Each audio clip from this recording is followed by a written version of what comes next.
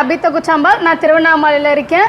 எங்கள் வீட்டில் வந்துட்டு டிஏஎஸ் குடும்பம். எங்கள் குடும்பம் எங்கள் பெரியப்பா வந்து 48 வருஷமாக குழு வச்சுட்டுருக்காரு.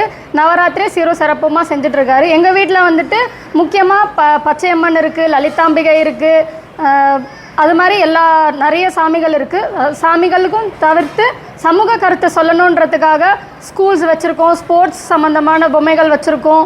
அப்புறம் வந்துட்டு கடை, காய்கறின்னு குழந்தைங்களுக்கு ஏற்ற மாதிரி, கிட்ஸுக்கு ஏற்ற மாதிரியான ஃபன்னியான பொம்மைஸும் வச்சுருக்கோம்.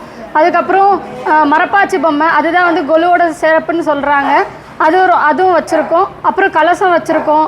வீட்டில் வந்துட்டு அம்பாள் பிரதிஷ்டை பண்ணியிருக்கோம். இதெல்லாம் வந்து எங்கள் பெரியப்பா தான் சீரும் சிறப்பமாக பண்ணிகிட்ருக்காரு. எங்கள் வீட்டில் 7000க்கும் மேலே பொம்மைகள் வச்சுருக்கோம். ஒரு வருஷமும் நிறைய சுமங்கலிகள் வருவாங்க.